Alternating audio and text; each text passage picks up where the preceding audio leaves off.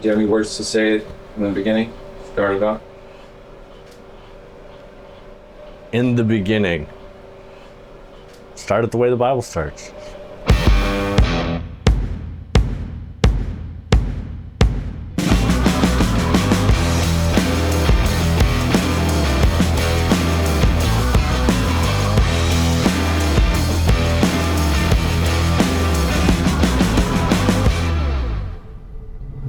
I was born in Nanaimo on the island and grew up in a very interesting situation of lots of moving around and me as a kid not really understanding why. Might have been partially from addictions and whatnot that was causing a lot of non-payment of rent. But I think it was also a lot part of the way I was acting as a kid too, because I was not a calm kid. Chaotic, best of times. When I was 3, my mom had a double brain aneurysm in Winter Harbor on her commercial fishing boat that she owned. And after that, her ability to be the attentive mother may have been reduced slightly. A month before I turned 7, my dad passed away from cirrhosis of the liver from drinking and not stopping when his doctor's like, hey, if you keep drinking, you're gonna die. It helped mold me into who I am now,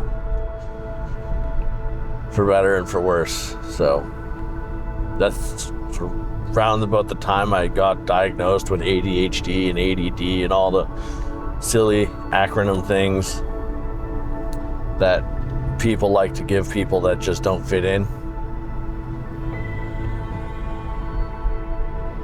I finished elementary school in a little town called Bowser. That's where I grew up. It's a very, very small town with very small town problems. My grandma's brother had passed away sometime before, so he had an apartment right next to Richmond Secondary School in Richmond. So my mom moved us there, very much against my will. I was not happy about that, and it caused a lot of friction and problems because now I'm the redneck white kid in a not redneck white kid town, and I got mercilessly bullied. I think it was grade 8 when I stopped living with my mom. From then until I was 17, I lived with my grandmother.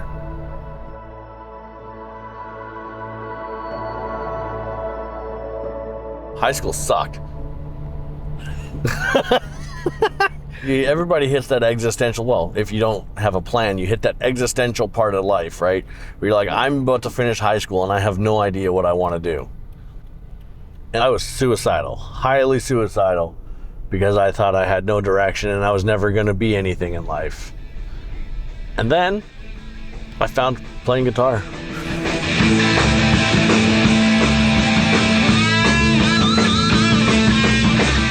It's one of those gifts from God. Whenever I sit down and I play guitar and I just get in the zone with what I'm playing, all of a sudden, I don't care so much about what's going on. I just relax and play guitar. Eventually, my grandma and I got to the point where it was no longer sustainable for either of us. We were just fighting every day. So I went into foster care at the age of 17 for about a year. And then I got my own place in Surrey when I turned 19. I didn't have a job, I was only on disability, so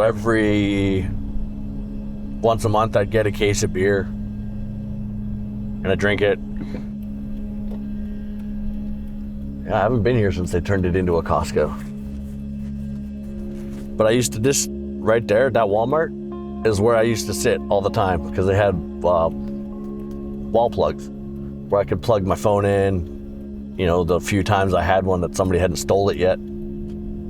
But yeah, I used to go in behind where the Costco is now. It used to be Lowe's. And, use whatever materials they had stashed back there to, make a little shelter or whatever. There's a beaver that lives in the ditch here too.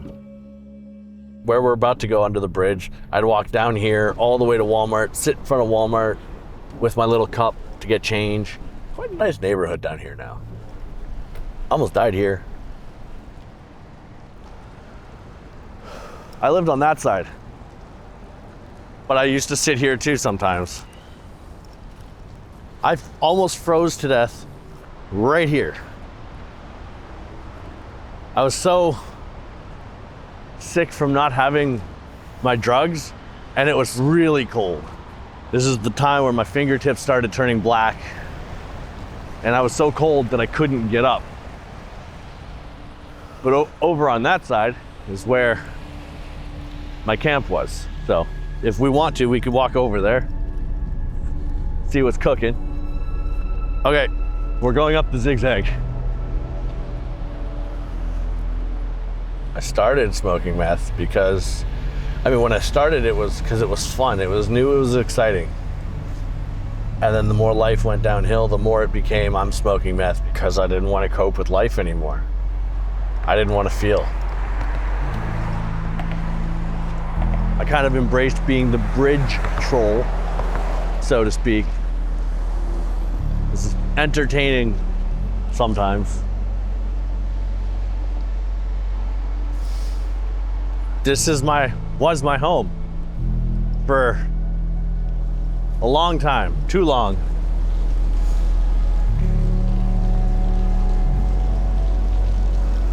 Just sit, smoke drugs, lose my mind, make fire. It's not great. I don't recommend it. Just have a look around.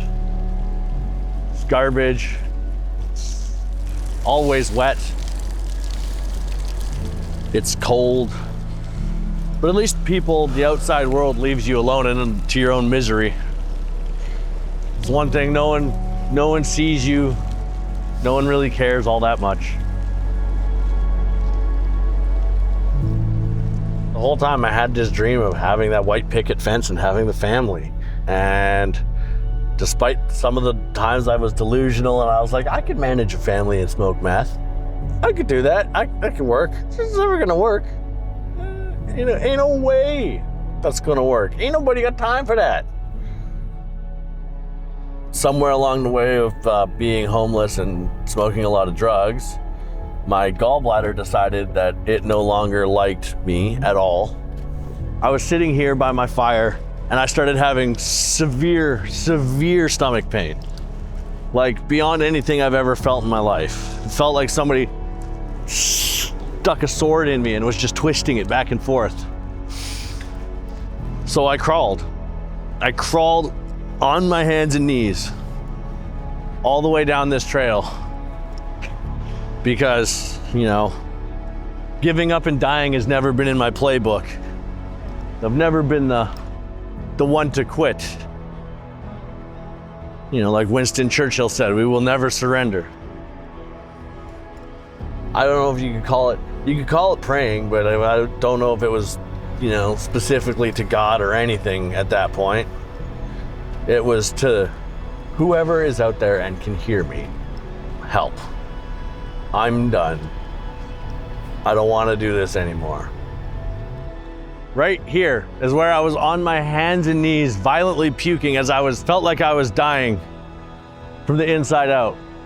After severely cursing at this poor security guy who was driving around, he called me an ambulance and they showed up and there I was. And off I went to the hospital.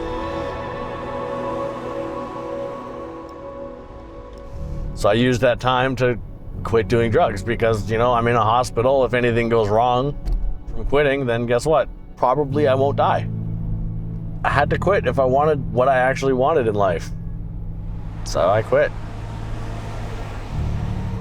Well, 3 months after I was out of the hospital, I was doing cocaine and drinking heavily. And I realized, maybe it's not just a meth thing. Maybe it's a me thing that I have to fix. That's when probably the first time I prayed with tears in my eyes at the end of myself, prayed specifically to God, like, look, man, I can't do this no more. I need your help. 16 hours later, I was sitting at UGM in Vancouver downtown. A few days after that, I was brought to church, to Christ City for the first time. It was off to the races from there. Started going to Bible study at Jacob's Well every Thursday. I'd also been having conversations with Paul about joining the worship team and becoming a member at Christ City. And one of the things that is kind of necessary to do that is to be baptized. If you've ever been convicted by God of something with that real pointy, strong Holy Spirit finger, yeah, it was that. January baptism it was, January 19th, 2025.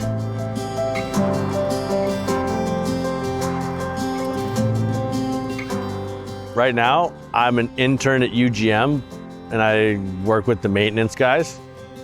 I lead worship at Urban Chapel because I like music and I like giving back. I like helping people because people helped me, so. What about following Jesus is so much better? He's the way, the truth, and the life. That's just, everything is better.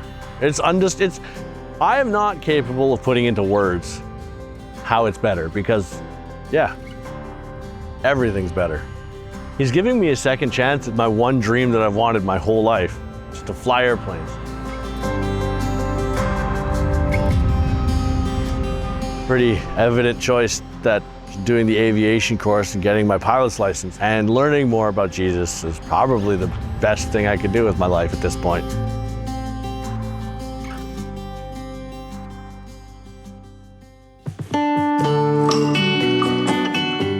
I don't know how to sum it up. It's crazy. Crazy, crazy story. But it's not my story, really, at the end of the day. It's a story, it's another story that somebody can put in a book at some point as testimony to the power of what God does. It's God's story. I'm just part of it.